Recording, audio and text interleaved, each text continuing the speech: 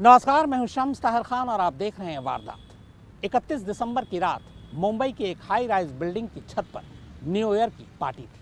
Party में करीब 10 से 12 लोग शामिल थे। इसी पार्टी के दौरान देर रात एक लड़की अपने दो दोस्तों को ऐसी हालत में देखती है कि उसे गुस्सा आ जाता है। इसके बाद उन तीनों दोस्तों में लड़ाई होती है। इनमें 2 लड़कियां थी और एक लड़का। फिर कुछ देर बाद उन्हीं में से एक लड़की की लाश उसी बिल्डिंग के नीचे पड़ी मिलती है।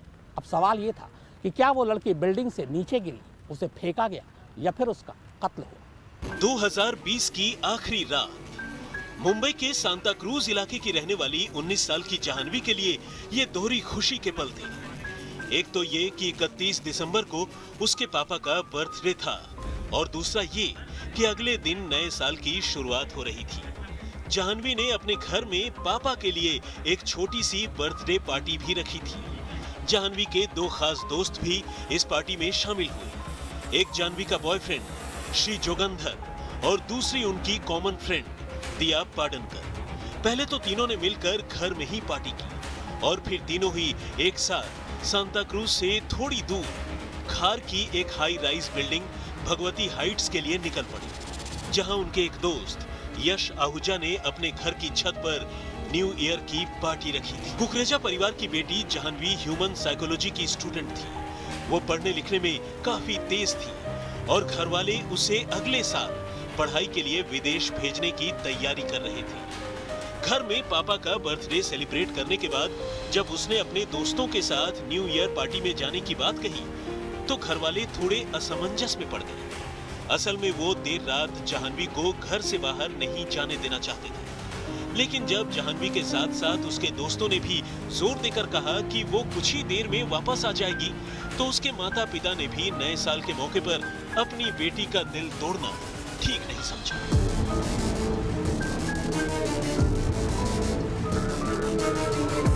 लेकिन उस रात जाह्नवी घर नहीं लौटी।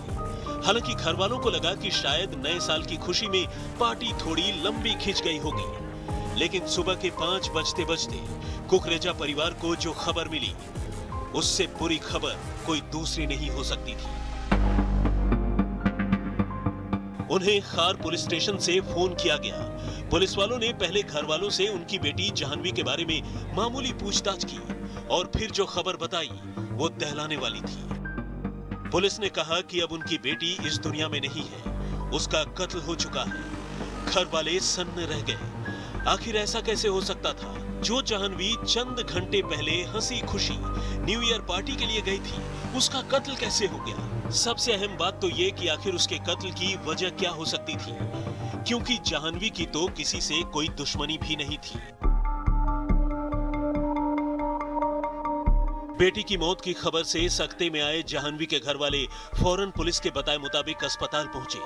वो रास्ते भर यही दुआ करते रहे कि काश ये खबर गलत हो, पुलिस को कोई गलतफहमी हुई हो। लेकिन जब उन्होंने अस्पताल में अपनी बेटी की लाश देखी तो उनकी रही सही उम्मीद भी जाती रही। ये जाह्नवी ही थी। पुलिस ने बताया कि कातिलों ने जाह्नवी की जान बड़ी बेरहमी से ली है। उसके सिर और जिस्म के कई हिस्सों में चोट के घातक निशान हैं और उन्हें जाह्नवी उसी भगवती हाइट्स बिल्डिंग के नीचे ग्राउंड फ्लोर पर लहूलुहान पड़ी मिली, जहां वो पार्टी के लिए गई थी। जाह्नवी के नीचे पड़ी होने की खबर किसी ने रात को करीब 3 बजे पुलिस को दी, जिसके बाद वो जाह्नवी को उठाकर अस्पताल लेकर गए, लेकिन तब तक देर हो चुकी थी। डॉक्टरों ने यहां तक कहा कि अगर जाह्नवी को थोड़ा और पहले अस्पताल लाया जाता तो शायद उसकी जान बच भी सकती थी। लेकिन आखिर ये सब कैसे हो गया? जाह्नवी की जान किसने ली? क्या पार्टी से निकलने के बाद उसका बिल्डिंग में ही किसी अजनबी कातिल से सामना हो गया, या फिर उसका कातिल पार्टी में ही शामिल उसका कोई दोस्त था? जाह्नवी के कत्ल की वजह क्या हो सकती थी? क्या उसके साथ किसी ने ज्यादती करने की कोशिश की? और सबसे अहम तो ये कि जब कातिल ने जाह्नवी पर भगवती हाइट्स बिल्डिंग में हमला किया तो किसी ने उसकी चीख क्यों नहीं सुनी? हमले के बाद वो देर तक ग्राउंड फ्लोर पर ही पड़ी रही और उसके सिर से खून बहता रहा। उस रात किसी ने वक्त रहते लहूलुहान जाह्नवी को देखा क्यों नहीं? जाह्नवी जब अपने घर से निकली तो वो बहुत ही खुश थी। उसने अपने माँ बाप को कहा कि वो जल्द ही लौटेगी, लेकिन कुछ ही घंटों में उसकी मौत हो जाती है। जिस बिल्डिंग के टेरेस पर पार्टी चल रही होती है, उसी बिल्डिंग के ग्राउंड फ्लोर पर जाह्नवी की खून में लथपथ लाश मिलती है। किसी को कुछ पता नहीं था, यहाँ तक कि पार्टी में मौजूद जाह्नवी के दोस्तों को भी पता नहीं था कि जाह्नवी की हत्या हो गई है। ऐसे कई सवाल थे जिनका जवाब अब मुंबई पुलिस को ढूंढना था, क्योंकि इन सवालों का जवाब ढूंढे बगैर कातिलों तक पहुंचना मुमकिन नहीं था। सौरभ वक्तानिया, मुंबई, आज तक।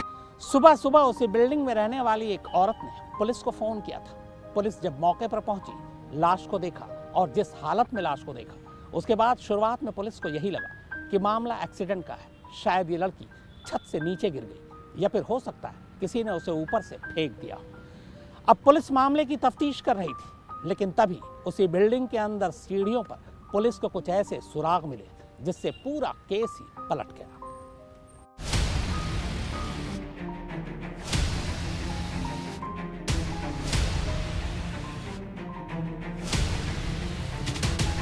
पुलिस ने जाह्नवी की मौत की जांच उसी न्यू ईयर पार्टी से शुरू की जिसमें जाह्नवी और उसके दोस्त शामिल हुए थे। छानबीन में पता चला कि जाह्नवी और उसके 15-16 दोस्तों ने मिलकर ये पार्टी ऑर्गेनाइज की थी और इसके लिए उन्होंने आपस में कलेक्शन भी किया था। अब पुलिस ने एक एक कर पार्टी में शामिल होने पहुंचे सभी लड़के लड़कियों के बारे में पता करना शुरू कर दिया। ज्यादातर के बारे में पुलिस को सीधी जानकारी मिल गई, लेकिन पुलिस को इस पार्टी में 2 ऐसे लोगों का पता चला जिन्हें कई चोटें लगी थी। अब सवाल ये था कि आखिर इन लोगों के साथ ऐसा क्या हुआ कि उन्हें पार्टी के बाद अस्पताल पहुंचना पड़ा और उन्होंने अपने साथ हुए हादसे के बारे में किसी को कुछ क्यों नहीं बताया। ये 2 लोग कोई और नहीं बल्कि जाह्नवी के वही सबसे खास दोस्त थे जो उसे अपने साथ इस पार्टी में लेकर आए थे। एक था जाह्नवी का बॉयफ्रेंड 22 साल का श्री जोगंधर और दूसरी 19 साल की दिया पाडनकर। अब पुलिस ने बिना वक्त गंवाए श्री और दिया को इंटरसेप्ट कर लिया। पहले तो दोनों ने पुलिस को सच्चाई बताने में हीला हवाली की, लेकिन जब पुलिस सख्ती पर आई तो दोनों ने अपनी चोट से लेकर जाह्नवी की मौत का पूरा राज उगल दिया। ये श्री और दिया ही थे जिन्होंने उस रात गुस्से में पीट पीट कर जाह्नवी की जान ले ली थी। पुलिस सूत्रों की माने तो उस रात एक साथ पार्टी में पहुंचने के बाद तीनों साथ ही मस्ती करते रहे। पार्टी में जमकर पीने पिलाने का दौर भी चलता रहा, लेकिन कुछ देर बाद अचानक दिया कहीं गायब हो गई। इत्तेफाक से जाह्नवी का बॉयफ्रेंड श्री भी दिया के साथ साथ गायब हो गया। अब दोनों की गुमशुदगी पर सबसे ज्यादा फिक्र जाह्नवी को हुई, क्योंकि जाह्नवी और श्री एक दूसरे के साथ रिलेशनशिप में थे और ऐसे में श्री और दिया का गायब होना उसे कुछ खटक रहा था। बेचैन जाह्नवी ने दोनों को ढूंढना शुरू कर दिया। उसे दोनों के अचानक यूं गायब हो जाने पर शक हो चुका था और जाह्नवी का शक सही साबित हुआ। उस रात जाह्नवी ने जो कुछ देखा वही उसकी मौत की वजह साबित हुई। दोस्तों की पार्टी भगवती हाइट्स की 16वीं मंजिल पर चल रही थी और इसी फ्लोर में छत के दूसरी तरफ यानी पानी की टंकी के पीछे उस रात श्री और दिया कुछ ज्यादा ही करीब आ चुके थे। हालांकि उन्हें सपने में भी इस बात का गुमान नहीं था कि उन्हें ढूंढती हुई जाह्नवी यहां तक भी पहुंच सकती है, लेकिन जो किसी ने नहीं सोचा था वही हो गया। जाह्नवी दोनों को तलाशती हुई पानी टंकी के पीछे जा पहुंची और उसने वहां जो कुछ देखा उससे रहा नहीं गया। उसने न सिर्फ अपने बॉयफ्रेंड श्री को बल्कि उसके करीब आने की कोशिश कर रही अपनी ही सहेली दिया को भी बुरी तरह लताड़ना शुरू कर दिया। जाह्नवी के सामने तो अब दोनों का ये राज खुल चुका था, लेकिन बात और न बढ़े इस इरादे से दोनों ने जाह्नवी को चुप रहने का इशारा किया, उसे रोकने की कोशिश की, लेकिन अपने ही बॉयफ्रेंड को दूसरी लड़की के साथ आपत्तिजनक हालत में देखकर अब जाह्नवी आपे से बाहर हो चुकी थी। वो बिल्कुल चुप रहने को तैयार नहीं थी और इसी बात पर तीनों में पहले जमकर कहासुनी हुई और फिर ये कहासुनी मारपीट में तब्दील हो गई। दिया ने श्री का साथ दिया और जाह्नवी अकेली पड़ गई। अब तीनों लड़ते लड़ते छत से सीढ़ियों की तरफ चले गए जहां कोई नहीं था। यहाँ वो हो गया जो कोई सोच भी नहीं सकता था। श्री और दिया ने मिलकर जाह्नवी को न सिर्फ बुरी तरह से पीटा, बल्कि उसका सिर सीढ़ियों की रेलिंग पर कुछ इतनी बार और इतनी तेजी से पटका कि जाह्नवी के सिर से खून की धार बह निकली। जाह्नवी ने भी अपने तौर पर दोनों का मुकाबला करने की पुरजोर कोशिश की, जिसकी वजह से श्री और दिया दोनों को चोटें भी आई, लेकिन दोनों जाह्नवी पर भारी पड़े और सिर में घातक चोटों की वजह से लहूलुहान हालत में बेहोश होकर जाह्नवी सीढ़ियों पर ही गिर पड़ी और आखिरकार ग्राउंड फ्लोर पर वो लोगों को मरी हुई हालत में मिली। सिर से ज्यादा खून बह जाने की वजह से भगवती हाइट्स में ही उसकी जान जा चुकी थी। जाह्नवी की हत्या के राज उन सीढ़ियों में दफन है। दरअसल 5वें माले से ग्राउंड फ्लोर तक पुलिस को हर जगह खून के निशान मिले हैं। अब पुलिस का कहना है कि जाह्नवी के सर को दूसरे माले की रेलिंग से पटका गया, जिसके चलते उसकी मौत हुई, लेकिन जाह्नवी की लाश ग्राउंड फ्लोर पर मिलती है। तो जाह्नवी की लाश ग्राउंड फ्लोर पर किस तरह से आती है? क्या उसे नीचे फेंका गया या उसे घसीटकर नीचे लाया गया? सौरभ वक्तानिया, मुंबई, आज तक। जाह्नवी करीब 1.5 से 2 घंटे तक पड़ी रही। उसके जिस्म से लगातार खून रिस रहा था। पोस्टमार्टम करने वाले डॉक्टरों के मुताबिक अगर वक्त पर उसकी मदद मिल जाती या उसे अस्पताल ले जाया जाता तो शायद उसकी जान बच जाती, पर उसकी मदद के लिए तब तक कोई नहीं आया था। यहाँ अब भी एक सवाल पुलिस के सामने था, और वो ये कि क्या जाह्नवी को दूसरी मंजिल से नीचे फेंका गया या दूसरी मंजिल से जाह्नवी खुद नीचे आई थी। पुलिस की माने तो उस रात जाह्नवी को पूरी तरह पीटने और उसे बिल्डिंग के ग्राउंड फ्लोर पर फेंकने के बाद उसका बॉयफ्रेंड श्री वहां से फरार हो गया। वारदात के बाद उसके भगवती हाइट्स से निकलने की सीसीटीवी तस्वीरें भी कैमरों में कैद हुई हैं। जबकि मारपीट की इस भयानक वारदात के बाद दिया वहीं रहने वाले अपने दोस्त यश आहूजा के मकान में चली गई, जिसने उस रात पार्टी ऑर्गेनाइज की थी। तब रात के करीब 2 बज रहे थे।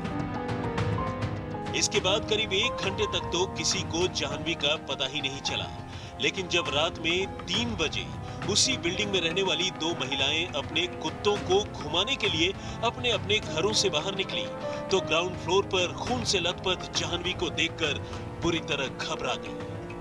उन्होंने बिल्डिंग के दूसरे लोगों के साथ साथ बीती रात पार्टी ऑर्गेनाइज करने वाले यश आहूजा को भी बुलाया। खबर पुलिस तक पहुंची और पुलिस ने फौरन ही जाह्नवी को वहां से उठाकर अस्पताल पहुंचाया, लेकिन तब तक उसकी जान जा चुकी थी। पुलिस की माने तो तीनों के बीच असली हाथापाई की शुरुआत 8वें माले से हुई थी और ये सब कुछ ग्राउंड फ्लोर तक चलता रहा। पुलिस को 5वें माले से ग्राउंड फ्लोर तक खून के करीब 20 धब्बे मिले, जिन्हें सबूत के तौर पर फॉरेंसिक एक्सपर्ट्स ने इकट्ठा कर लिया। सबसे ज्यादा खून के धब्बे चूंकि दूसरे माले पर थे, पुलिस को शक है कि जाह्नवी के साथ सबसे ज्यादा बर्बरता इसी माले में हुई और जाह्नवी का सिर यही सीढ़ियों की रेलिंग पर बार बार पटका गया। लेकिन ये सवाल अब भी जस का तस है कि दूसरे माले से ग्राउंड फ्लोर तक दोनों जाह्नवी को बालों से घसीट कर लेकर आए या फिर श्री और दिया ने जाह्नवी को दूसरे माले से सीधे नीचे फेंक दिया। उधर जाह्नवी की मां निधि कुकरेजा ने श्री को जाह्नवी का बॉयफ्रेंड मानने से इनकार कर दिया। उन्होंने कहा कि श्री, जाह्नवी और दिया अच्छे दोस्त थे और अब सवाल आरोपियों से किए जाने चाहिए। वक्त रहते अगर जाह्नवी को अस्पताल ले जाया जाता तो आज वो जिंदा होती। खून में लथपथ जाह्नवी वहां पर पड़ी रही, लेकिन किसी ने उसे नहीं देखा। यहाँ तक कि उसके दोस्त जो पार्टी में मौजूद थे, उन्होंने भी जानकारी नहीं ली। वक्त रहते श्री या दिया भी अगर कोशिश करते तो आज बहुत ही होनहार 19 साल की जाह्नवी कुकरेजा जिंदा होती। कैमरा पर्सन वैभव कनगुटकर के साथ सौरभ वक्तानिया, मुंबई, आज तक। वारदात में एक ब्रेक, लेकिन ब्रेक के बाद बात एक अनोखी सुपारी की। आप देखते रहिए वारदात। मुंबई से ही एक और खबर।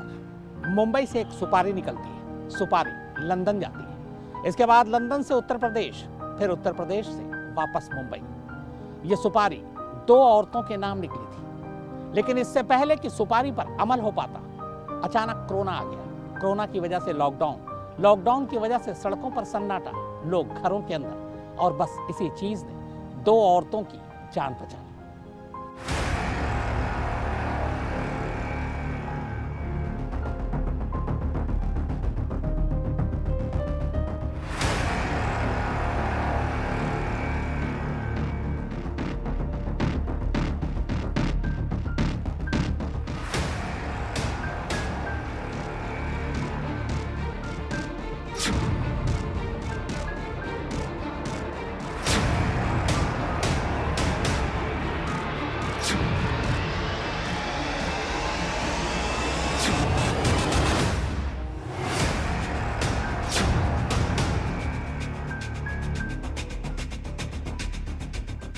मुंबई पुलिस क्राइम ब्रांच की यूनिट 9 की टीम को एक खुफिया इत्तला मिलती है।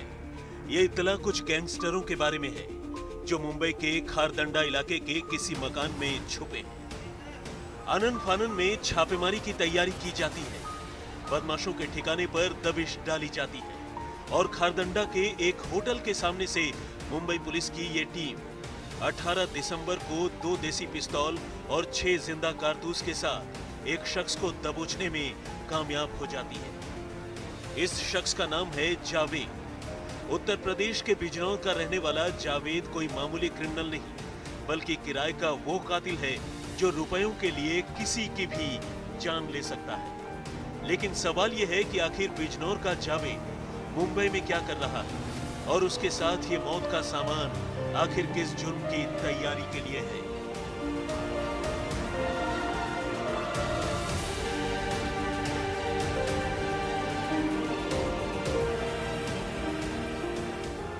लेकिन अभी मुंबई पुलिस उससे पूछताछ कर असलहों के साथ उसके मुंबई में छुपे होने की सच्चाई पता लगा पाती।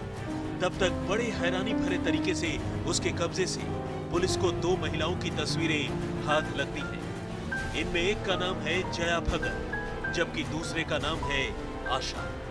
जया और आशा रिश्ते में बहनें हैं और इन दोनों बहनों की असली पहचान ये है कि ये दोनों मुंबई पुलिस की नाक के नीचे कल्याण इलाके में चलने वाले 3000 करोड़ के उस मटका कारोबार की मेन ऑपरेटर हैं, जिसके चक्कर में हर रोज अनगिनत लोग बर्बाद हो जाते हैं, लाखों करोड़ों गंवाकर सड़कों पर आ जाते हैं।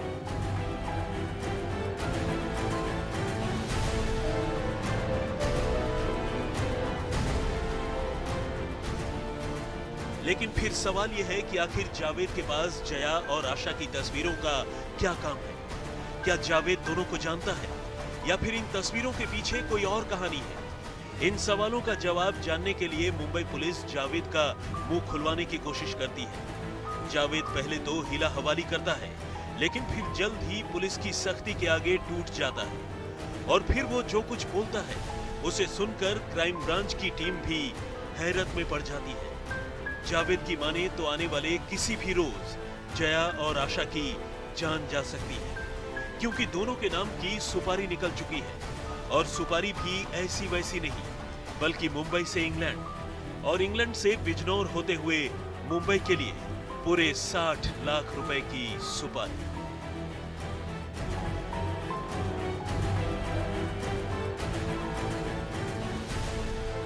वैसे दोनों बहनों के कत्ल की सुपारी और उसके पीछे की कहानी आपको तफसील से बताएं।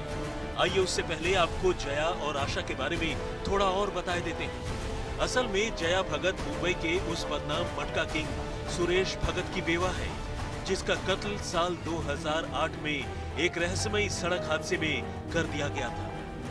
और पुलिस की माने तो सुरेश के कत्ल के पीछे भी कोई और नहीं, बल्कि खुद उसकी बीवी जया भगत ही थी, जो उसके 3000 करोड़ रुपए के काले साम्राज्य पर कब्जा करना चाहती थी। कत्ल के इस मामले में न सिर्फ मुंबई पुलिस ने जया को गिरफ्तार किया, बल्कि जया इन दिनों एक सजा याफ्ता मुजरिम के तौर पर जेल में भी बंद थी। इधर वो हाल ही में जमानत पर बाहर निकली और उधर जया के दुश्मनों ने उसके नाम की सुपारी निकाल दी।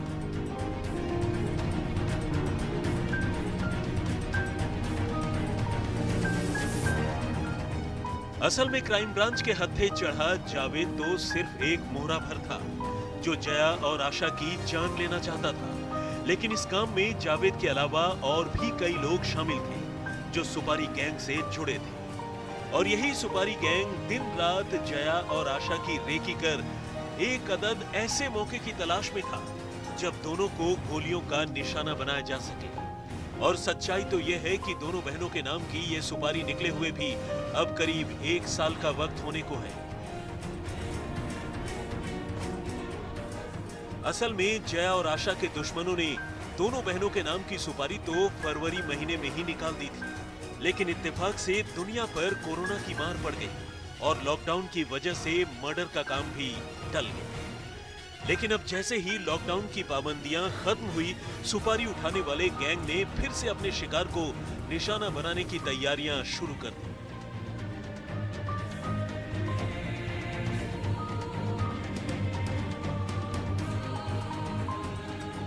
अब जावेद की निशानदेही पर पुलिस एक एक कर मुंबई और यूपी से अनवर दर्जी, मकसूद कुरैशी और रामवीर शर्मा उर्फ पंडित समेत कुल 5 लोगों को गिरफ्तार करती है। असल में ये वो लोग हैं जिन्हें जया और आशा के नाम की सुपारी मिली है। लेकिन असली सवाल तो ये है कि आखिर जया और आशा की सुपारी निकालने वाला शख्स कौन है और उसकी इन दोनों बहनों से क्या दुश्मनी है? क्या ये मटके के काले धंधे की गला काट रेस का नतीजा है या फिर कुछ और? इन सवालों के जवाब यकीनन चौंकाने वाले हैं।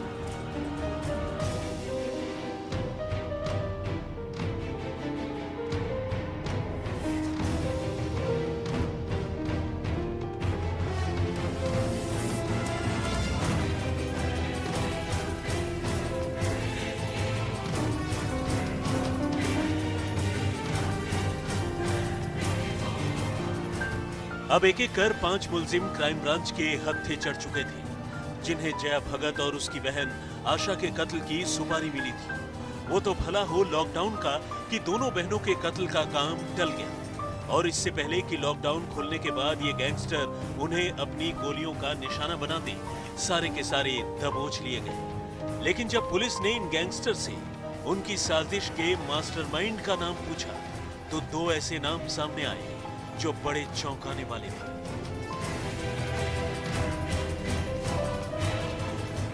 इनमें एक नाम तो था मैनचेस्टर इंग्लैंड के रहने वाले बशीर बेगानी उर्फ मामू का, जबकि दूसरा नाम था मारे गए मटका किंग सुरेश भगत के छोटे भाई विनोद भगत का।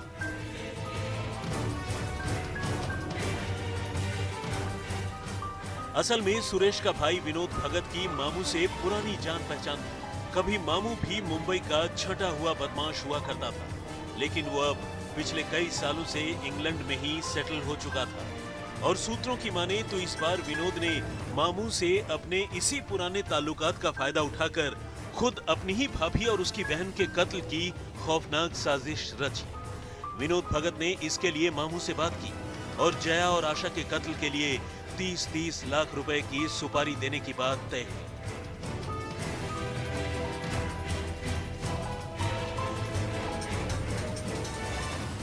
मामू ने इंग्लैंड में बैठे बैठे बिजनौर के रामवीर शर्मा उर्फ पंडित से बात की और पंडित ने इस काम के लिए हामी भर दी। और तो और इस काम के लिए 14 लाख रुपए की पेशगी यानी एडवांस भी दिया जा चुका था। यानी अब सुपारी निकल चुकी थी। सुपारी को अमल में लाने वाला पंडित गोली चलाने के लिए गुर्गों का भी चुनाव कर चुका था, लेकिन ऐन मौके पर लॉकडाउन ने रास्ता काट दिया।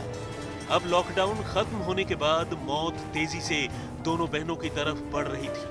कातिलों ने न सिर्फ दोनों के घर की रेकी कर ली, बल्कि उनकी तस्वीरें जुटाने के साथ साथ उनके मकानों की तस्वीर, उनके घर से बाहर निकलने और लौटने की टाइमिंग वगैरह सब कुछ पता कर लिया। अब बस जिगर दबने ही वाला था, लेकिन तब तक पुलिस को खबर मिल गई। तो वारदात में फिलहाल इतना ही, मगर आज तक पर खबरों का सिलसिला लगातार जारी है। नमस्कार, मैं हूं अंजना ओम कश्यप। हमें उम्मीद है ये वीडियो आपको पसंद आया होगा।